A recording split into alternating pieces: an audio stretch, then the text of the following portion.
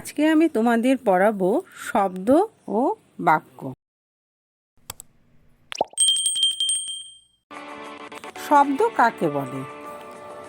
এক বা একের অধিক বর্ণ পাশাপাশি বসে যদি কোনো অর্থ প্রকাশ করে তবে তাকে বলে শব্দ।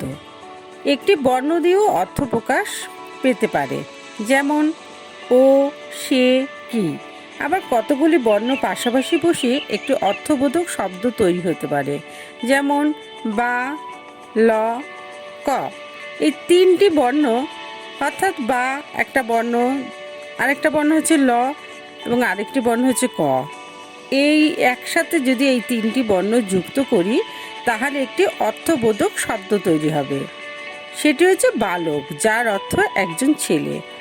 কিন্তু ল, ক, বা এই তিনটি বর্ণ পাশাপাশি বসলে হয় লকবা, যার কোনো অর্থ হয় না, শুধু ধ্বনি উৎপত্তি হয়।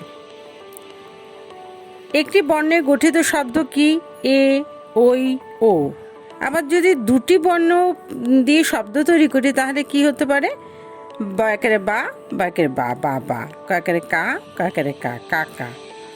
দাকে দা, দাকে দা, দাদা। কয়কার, কাক ইত্যাদি। আবার তিনটি বর্ণে গঠিত কতগুলো শব্দ, যেমন বা মানুষ, বালক, বালিকা, চেয়ার ইত্যাদি। চারটি বর্ণে গঠিত শব্দ অজগর, কিশলয়, পিকনিক। পাঁচটি বর্ণে গঠিত শব্দ মহাভারত, রবীন্দ্রনাথ, বিবেকানন্দ। বাক্য কাকে বলে? কতগুলো অর্থপূর্ণ শব্দ পাশাপাশি বসে যখন সম্পূর্ণ মনের ভাব প্রকাশ করে তখন তাকে বলা হয় বাক্য। যেমন সদা সত্য কথা বলবে, কিংবা সূর্য পূর্ব দিকে ওঠে। আবার এটাও হতে পারে অপু আর দুর্গা দুই ভাই বোন। এখানে মনে রাখা প্রয়োজন, শব্দ যদি অসম্পূর্ণ থাকে আর তা যদি পুরো অর্থ প্রকাশ না করে তবে তা বাক্যে পরিণত হয় না। যেমন সদা সত্য, এই শব্দ দুটি লিখলে কোনো অর্থ সম্পূর্ণভাবে প্রকাশ পায় না। কিন্তু যখন আমরা বলবো সদা সত্য কথা বলবে তখন সেটি সম্পূর্ণ বাক্যটি প্রকাশ পায়, তাই এটি তখন একটি বাক্য। কিন্তু সদা সত্য এটি কোনো বাক্য নয়। কিন্তু সদা সত্য কথা বলবে লিখলে শব্দগুলি পাশাপাশি লেখার উদ্দেশ্য এবং অর্থ পুরোপুরি প্রকাশ পেয়েছে। এর সাথে আরও একটি দিকে লক্ষ্য রাখা উচিত, বাক্যের গঠন যেন পরস্পরের সম্পর্কে যুক্ত হয়। তা না হলে অর্থ বোঝা গেলেও সেটি পুরোপুরি বাক্য হয় না।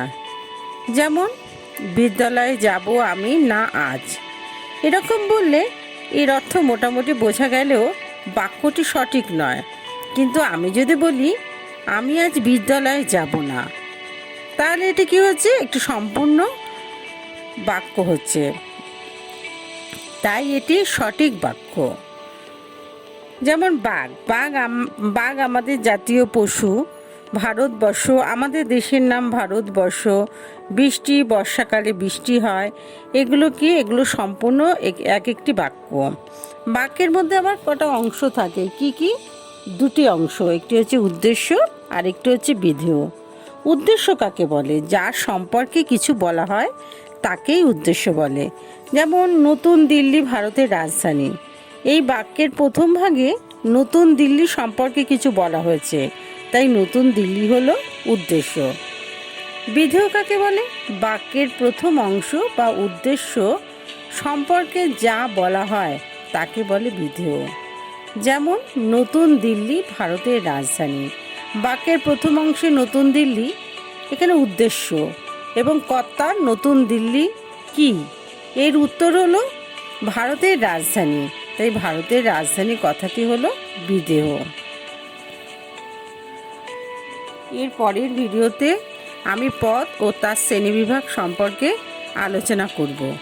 আর এই ভিডিওটি তোমাদের কেমন লেগেছে তা অবশ্যই কমেন্টের মাধ্যমে জানিও, আর লাইক করতে কিন্তু ভুলো না।